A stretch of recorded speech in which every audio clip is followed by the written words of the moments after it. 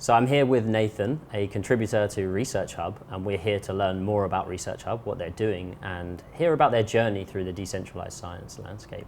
So Brilliant. Nathan, really glad to have you on right now. Thank you so much. And yeah, why don't we start at the very beginning? What was your journey into Research Hub and how did you get involved in this whole space? Yeah, absolutely. So I've been working as a medical doctor and researcher at the University of Oxford and in the hospitals nearby, and it was actually on Twitter when I saw Brian Armstrong's post looking for editors for the platform that I thought this sounds interesting, a little bit different.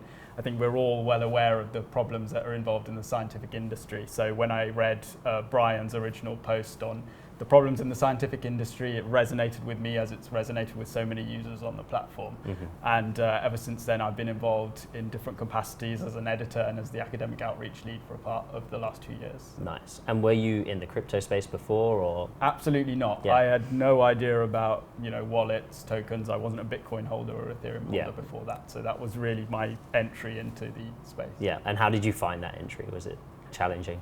It was challenging at the start, and I think things have improved a lot, especially in DeSci and the onboarding of traditional academic scientists. Yeah. And I think Research Hub plays a really good role in making it quite an easy interface for traditional scientists to come into this space. Yeah. And then that opens up the possibilities to all the other different parts of the ecosystem that work really well. Nice. But for instance, the login is just through your Google sign-in. You don't need to have a wallet set up, etc., which was really good for me because I think that would have been enough of a barrier that it never happened. Yeah, no, it makes sense. And so why don't you tell us more about what Research Hub is doing and some of the challenges in academia and science that it's trying to solve?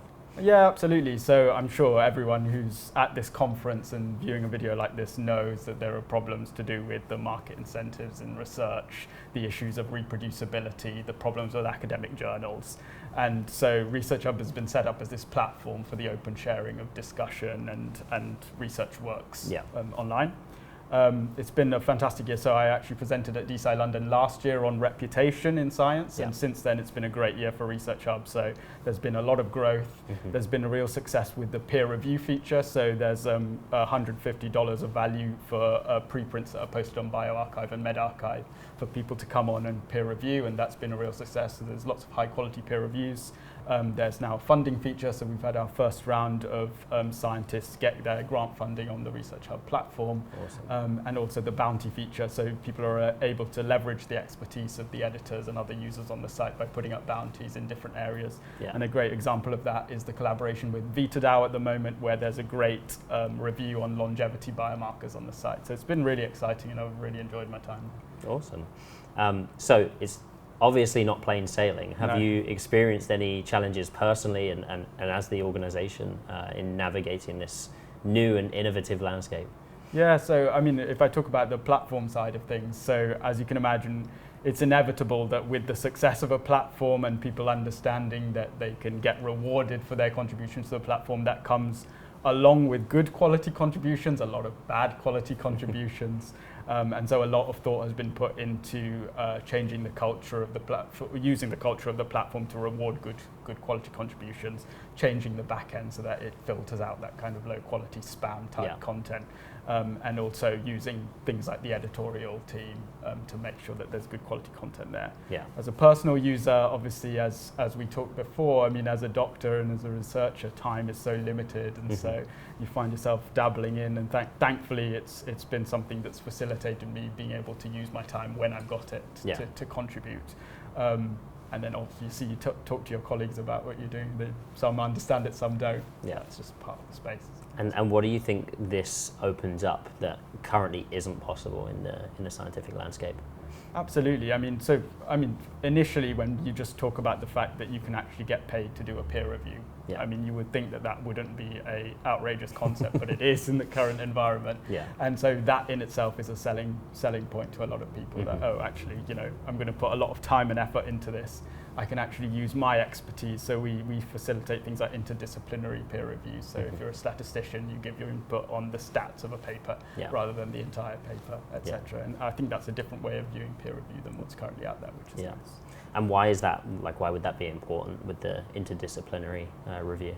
Well, like I said, so the methods that are being used in research increasingly with the adoption of machine learning and other big data, complex analytical methods means that increasingly unlikely that someone with a generalist background can fully appreciate every aspect of a paper, especially if it's been year-long piece of work and involved many different teams. So it seems astounding to me that many journals are still reliant on 1 or 2 peer reviewers to provide the entire analysis of a paper. Yeah.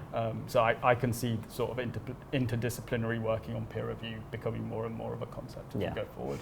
Nice. And is there like one killer feature of Research Hub for you personally, or maybe from the community's perspective?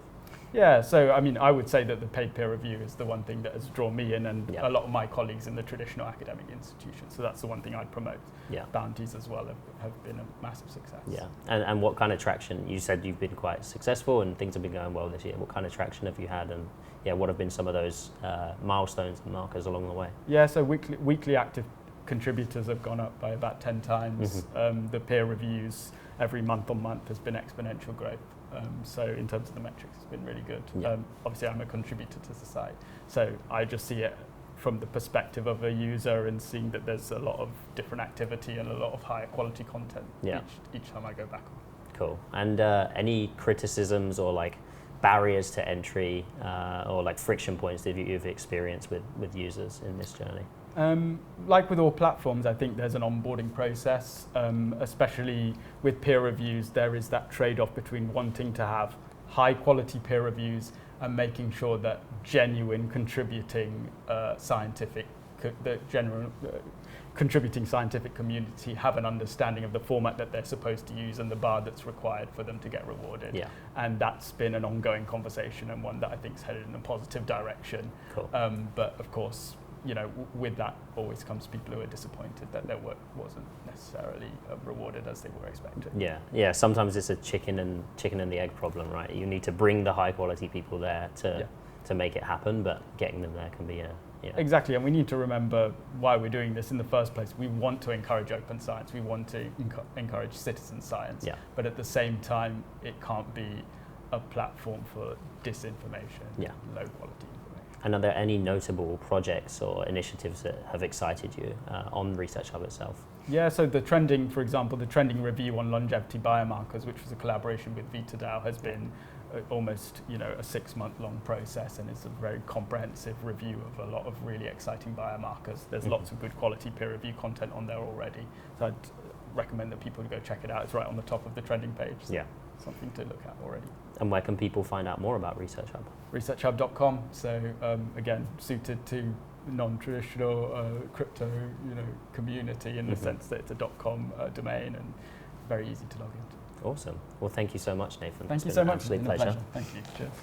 So if you'd like to learn more about decentralized science or be a part of the community, then head on over to deci.london and you can follow us on socials as well.